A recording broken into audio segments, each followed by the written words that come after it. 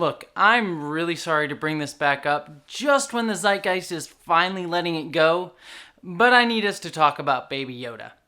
Baby Yoda, baby Yoda, baby Yoda, baby Yoda, baby Yoda, baby Yoda. So I think we all remember a few months ago when I'm pretty sure the entire internet was freaking the hell out over Baby Yoda.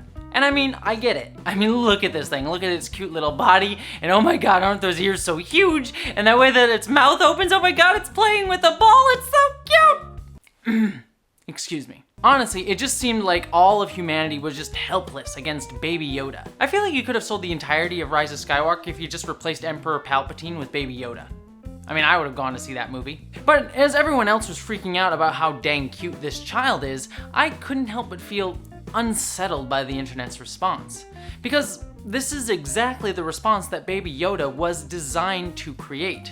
Our collective guttural response to Baby Yoda was directly engineered in order to manipulate us into wanting to buy a product, to place monetary value onto our desire to protect and care, to use our emotional responses to sell us a near endless amount of Baby Yoda merchandise.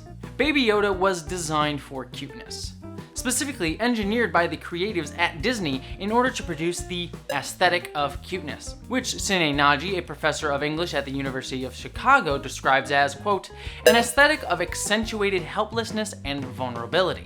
Kind of like what I give off all the time. Cuteness often comes from our viewing something as in need of protection, based on what's called the baby schema. Our brains are hardwired to want to protect children and babies, because they are the most vulnerable among us. At least, most of our brains are hardwired that way. I have some friends who actively hate babies. But we see features of younger humans, such as large eyes, small chins, big heads, and limited amount of hair on their head, as cute and thus worthy of our protection. That protective desire is a primal response, and a response that those who created Baby Yoda were specifically trying to instill in those who saw Baby Yoda for the first time. So by looking at Baby Yoda, how many times can I say Baby Yoda in this video? We have an intrinsic desire to want to have it near us, in order for us to take care of it, to ensure that it is safe. And that is where Disney's merchandising department steps in, asking us to place monetary value onto our desire to protect and take care of Baby Yoda. You want to protect Baby Yoda, don't you? Have him near you? Well, then buy this plush toy, or this coffee cup, or this phone case, or this Funko Pop, or baby romper, and just buy all of that in order to do just that, to protect Baby Yoda. It's transferring your subjective desire to take care of this adorable green fuzzball into actual objective monetary gain. Now, I know what many of you are saying. Well, the point of the character in The Mandalorian, in the story of the show, was that he was a small creature in need of protecting. That good old Mando here needed to feel that he had to take care of Baby Yoda, and therefore the creature of Baby Yoda had to be cute within the actual fiction of the show.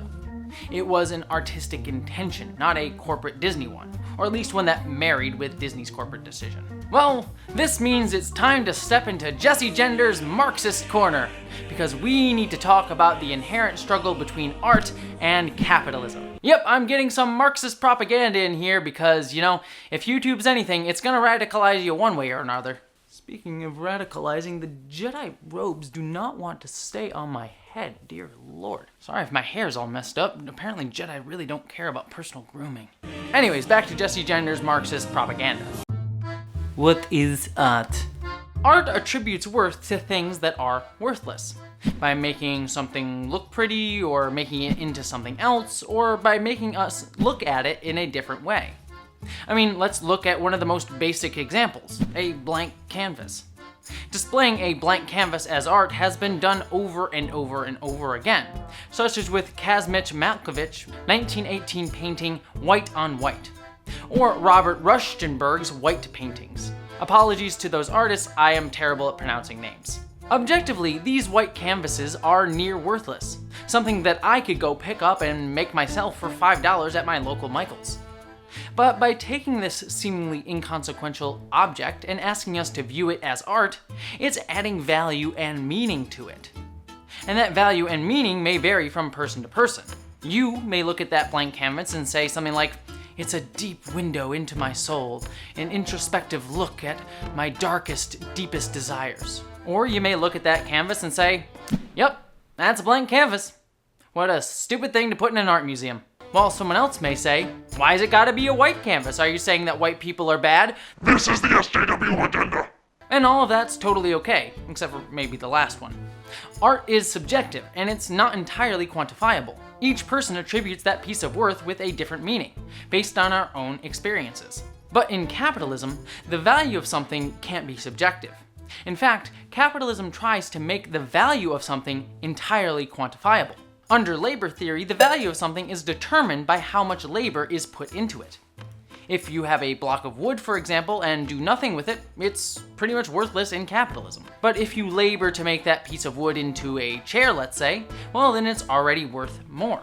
And labor is measured in time, not just in the amount of time that you take to make something, but all aspects of time that go into making that chair. The amount of time it took to train you to learn how to make that chair, for example. Or how long it does take you to make the chair, or how long it takes you to ship it, or things like that. And ultimately, a product's final value is measured by how much labor it takes to produce it under normal circumstances. Now, typically, we equate a product's value with its price. The more labor something takes, the higher the price will be. Now, this isn't entirely true. There's a lot more factors that go into that. Something's value doesn't necessarily equate to its price. But to simplify it for our discussion, let's just focus on that, and let's focus on art in specific. Because like I said, art's value is entirely subjective. If one person decides that that blank canvas is worth millions of dollars to them because it represents the same wall that they murdered their father in front of, for example, well then that's that art's value to them, no matter how much labor it took to make that blank canvas. But under a purely capitalist mindset, that blank canvas is worth almost nothing, because the labor used to create it is relatively minute. But capitalists do understand that art makes all of us want to place more value onto something than it necessarily would have in a capitalist labor-based perspective. So this brings me all the way back to Disney. Because here's the question: how much value do you place in Baby Yoda's cuteness? Your desire to protect and care for this creature, that deeply subjective response that comes down in your bones, makes you value Baby Yoda much more than his objective value was to be created by Disney, the amount of labor that went into making Baby Yoda. And Disney knows this. It knows that Baby Yoda is worth much more to you than it does to the company, the entity that is geared to make a profit based off of our objective capitalist system. So Disney is able to sell you all this Baby Yoda stuff because it knows that it engineered a creature that would inherently be worth something more to you on a deeper level. Oh my god, this thing does not want to stay on. I guess the Jedi just did not know how to use bobby pins. And you see, when I look at Baby Yoda, I feel all of that corporate mindset behind its creation. I feel how much its design was intrinsically linked to trying to get me to pony up more cash for Disney Plus, or that amazing Baby Yoda Funko Pop. I know I'm being deeply cynical, but that deep cynicism takes me out of being able to invest in the fun of the character, because I can just so clearly sense the ulterior motives behind his design. This is not just something Disney does. Many companies go and merchandise their products, but Disney is one of the most egregious in doing so, and Baby Yoda just feels like one of the most egregious examples in a company that already does this egregiously. How many times can I say the word egregious in this video? Then this all goes back to my problem with The Mandalorian as a show as a whole, at least in how it was cynically created. While it is indeed arguable that The Mandalorian show may be one of the better things that Disney has created with the Star Wars brand, the entirety of the series seems to be specifically designed to engage your emotions and get you to buy things. With Baby Yoda, it was cuteness, but with the series as a whole, it's broad nostalgia. Now that's sort of the entire problem with Disney's Star Wars era in general, this reliance on nostalgia and intertextuality, or the idea of referencing and recreating previous moments in the franchise even if it makes no story sense, which inherently has diminishing returns, because intentionally trying to recreate something inherently means it's only going to be an echo of what came before. And as you get further and further from the source, the less and less it actually means to us, because we have less and less emotional connection to what's actually happening on screen and in the story. Yeah, seeing Emperor Palpatine trying to manipulate one of our main heroes was a big emotional moment for me when it first appeared in Return of the Jedi, but when it happens again in Rise of the Skywalker, even though I do like Rey as a character, it inherently works a little bit less. And I'm someone who even likes the Rise of Skywalker. And I mean, every aspect of Disney's Star Wars era does this. I mean, Force Awakens relies on it, Last Jedi, Rise of Skywalker, Rogue One, Solo, but it's also very clear here in The Mandalorian. I mean, The Mandalorian as a character himself is clearly a pale echo of Boba Fett, but he's not Boba Fett. But he's supposed to make you think of Boba Fett and how you liked Boba Fett, so watch the show because Boba Fett. Now again, it's arguable that the show made you care about Mando just as much, if not more, than Boba Fett by the end of the series. But the reason that you went into The Mandalorian was probably more based on your love of Star Wars and Boba Fett than of The Mandalorian. And Disney knows that the only way to win the streaming wars against something like Netflix is to get mass adoption of subscribers very quickly, something that they have very much succeeded at. And how do you get people to adopt a platform that quickly when you don't have much in the way of new content? In fact, you don't even really need that much new content to do it. You just have to sell people stuff that they already love and make a modicum of new stuff that is an echo of the same thing that they already loved. You probably wouldn't have gotten as excited about Disney Plus's content slate if the new content was something original, like in Orange is the New Black equivalent.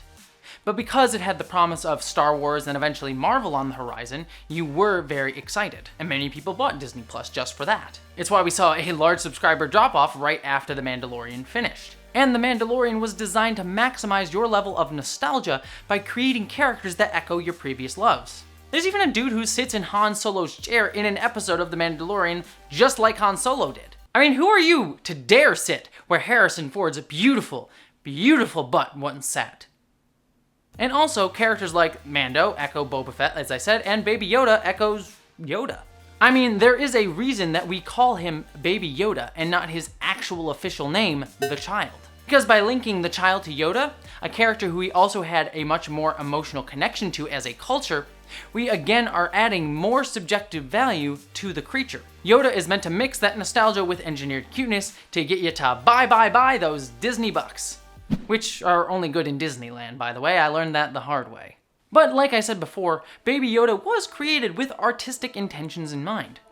I'm sure that Jon Favreau, who was the executive producer of the series when he was making The Mandalorian, just wanted to tell a fun Star Wars story, and had a good reason to use Baby Yoda, or the child, to tell his story. And making him this adorable critter so cute that I want to just bite his head off, worked with the story that he wanted to tell. And it's hard because I just want to be a fan of something and just enjoy the ride like everyone else.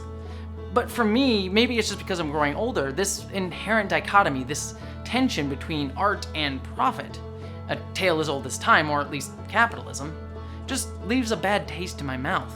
And it pushes me out as a fan of the work. Because for every Baby Yoda that feels intrinsic to the plot, we also get something like porgs. Creatures that had nothing to do with the story being told and were there clearly only for Disney to profit off of our emotional reaction to cuteness. And the same tactic has also been used by other corporations, such as Planters in the recent Baby Nut marketing scheme. So with porgs having existed, I can't help but feel the darker motive behind the fun of enjoying Baby Yoda, and get creeped out when everyone's love for something online is so specifically engineered. As if old Mickey Mouse is sitting in his dark chamber watching Baby Yoda trending on Twitter going, "Huh? Good, huh?" So with all that being said, I just have one last note to end this video on. Can someone please give me that plush tardigrade from Star Trek? I want it so bad. Why can't you be a better corporate machine CBS like Disney? Why? Alright, I'm taking this stupid hood off. I'm sorry my hair is probably a crazy mess. I'm a Jedi. But I'd love to hear your thoughts about this video. Did you agree with me? Did you disagree with me? Did I successfully radicalize you with Marxist propaganda? Let me know in the comments below. And if you want to make sure that you get even more content like this, dissections of pop culture and geek culture right here on my channel, don't forget to subscribe. And if you want to help make these videos even better, or help me with an upcoming surgery that I have, or help me just pay the rent, it really means a lot, consider giving to my Patreon page or giving a one-time donation to my PayPal. The links are below. But regardless of if you comment, subscribe, or give to my Patreon, I'm just glad that you stopped by, and I hope that you live long and prosper. Can I do that in a Star Wars video? Is that allowed? And special thanks to my commander level and above Patreons, Eli Berg-Moss, Stefan Schuthart, Boyd and Mary Beth Earl, Michael McGee, Lal Lindley, Wellington Marcus, Inar Sigurdsson, Marika Kwiechin, Munir Amlani, Mari Nekar, and Polly Mina.